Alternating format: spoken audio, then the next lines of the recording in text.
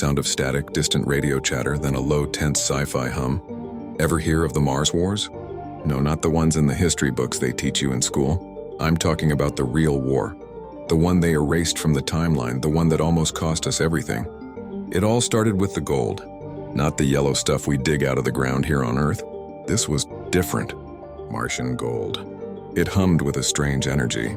Scientists like the brilliant Dr. Evelyn Shelbourne said it was a new element, something that could revolutionize energy production, solve all our problems.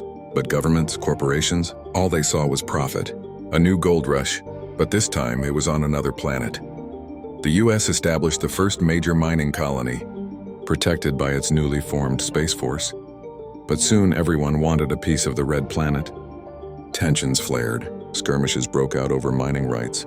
It was a powder keg, and the fuse was getting shorter every single day. We called it the gold fever, and it was driving humanity mad millions of miles from home.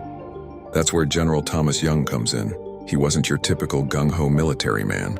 He was a thinker, a strategist. He saw the bigger picture. He warned them. We're fighting over dust while ignoring the castle it came from. But no one listened. They were too blinded by the glitter. Then it happened. During a routine excavation at a deep-level mine, they broke through into something. Not a cave, but a structure. It was ancient, non-human, and it was filled with that humming gold. It wasn't a mineral vein. It was a power conduit.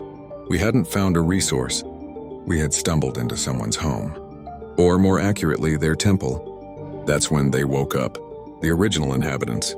The ones the ancient Sumerians on Earth had called gods. We called them aliens. Tall, elegant beings made of shimmering light. They weren't happy. We were like termites chewing through the foundations of their sacred sites. They didn't declare war, they just began to defend themselves. Our advanced weapons were useless.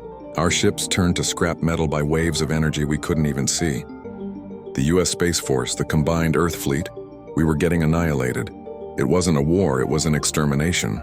Dr. Shelbourne, working with captured alien tech, discovered the truth. The gold wasn't just a power source, it was a key to manipulating space-time. The gods weren't just defending their territory, they were protecting the very fabric of reality from our greedy, clumsy hands. This is where the story gets weird. General Young, seeing his forces decimated, seeing humanity on the brink, made a choice. He took a single fighter, loaded with a device Shelbourne had cobbled together, a crude imitation of the aliens' space-time tech, and flew it directly into the heart of their main temple, the source of the power. Everyone thought it was a suicide run, a last-ditch effort to blow them up. But Young didn't detonate a bomb. He activated Shelbourne's device. The result wasn't an explosion. It was a glitch, a ripple in time itself. For the rest of us, it was a flash of white light. 1 second, we were losing a war on Mars. The next, we were back on Earth. The Mars colonies, the Space Force fleet. The war, it was all gone, wiped from history. The timeline had been reset to a point before we'd ever found the Martian gold. Only a handful of us remember. Those who were closest to the event, a ghost in our memories. They call us crazy, but I know what I saw. Thomas Young didn't just win a war. He erased it. He became a hero by making sure no one would ever know he was one. He sacrificed everything, not for one nation, but for all of us.